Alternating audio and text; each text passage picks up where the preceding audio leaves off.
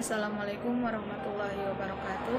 Nama saya Fani Sulani Siregar. Saya dari kelas TBI 2 semester 3. Ini adalah tugas komputer pada bagian 2, yaitu mengenai perangkat komputer. Adapun perangkat komputer yang membantu kegiatan saya sehari-hari itu seperti mouse, dan mana mouse itu memiliki peran yang sangat penting dan sangat membantu bagi saya. Saya akan menjelaskan sedikit mengenai mouse di sini. Adapun mouse itu adalah salah satu perangkat keras masukan atau input dengan yang penting yang harus ada ketika kita ingin mengoperasikan sebuah komputer. Fungsi utama mouse adalah sebagai alat penunjuk atau perangkat penunjuk, menjadi sangat penting dan berguna ketika pertama kali ditemukan. Dan adapun mouse pertama kali ditemukan atau dibuat sekitar tahun 1963 oleh Douglas Engelbart. Pada awalnya mouse ini berbahan dasar kayu dengan hanya satu tombol. Namun dari tahun ke tahun sehingga mengalami peningkatan, sehingga dari tahun ke tahun hingga sekarang tikus atau mouse ini berkembang menjadi sangat canggih lagi.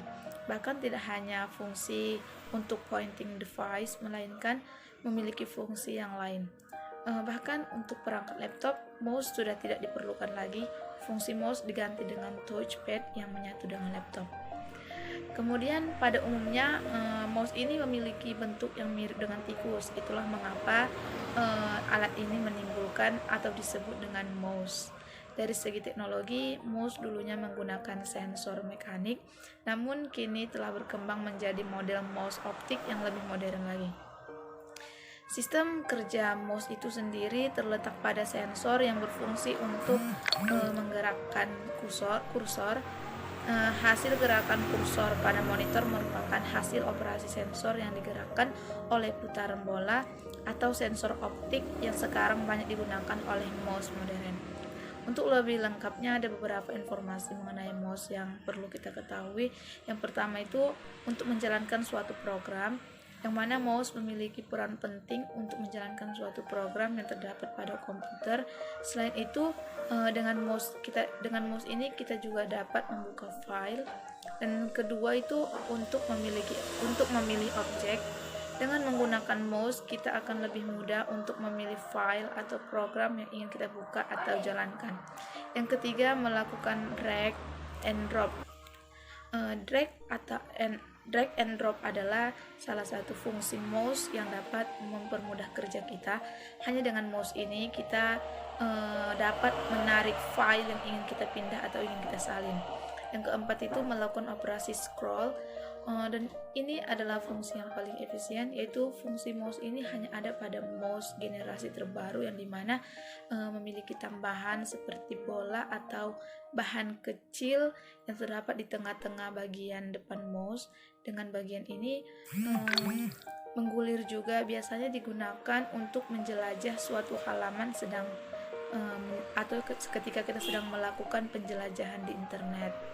Operasi scroll pada mouse ini juga mengaktifkan tanda panah ke bawah pada keyboard. Selain itu, jika fungsi mouse yang satu ini juga bisa digunakan untuk menurunkan atau menaikkan volume suara. Selanjutnya, fungsi lain mouse itu adalah ketika mouse digunakan untuk tingkat lebih lanjut, seperti untuk mendesain sebuah gambar dan program-program tertentu. Dan di sini saya akan menjelaskan sedikit beberapa jenis mouse yang sering dijumpai dalam kehidupan sehari-hari, yaitu seperti yang pertama, mouse mekanik. Mouse mekanik adalah generasi mouse pertama, yang mana mouse ini masih menggunakan bola kecil yang menjadi sensor untuk mendeteksi gerakan mouse pada komputer.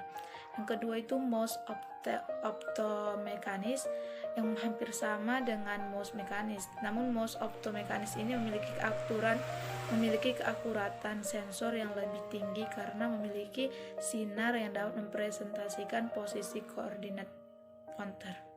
Yang selanjutnya itu mouse optik.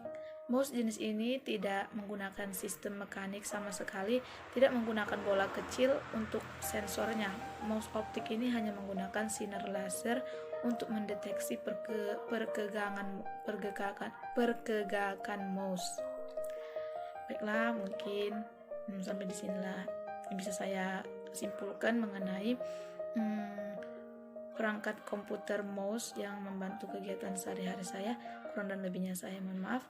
Wabillahi taufiq wal hidayah. Wassalamualaikum warahmatullahi wabarakatuh.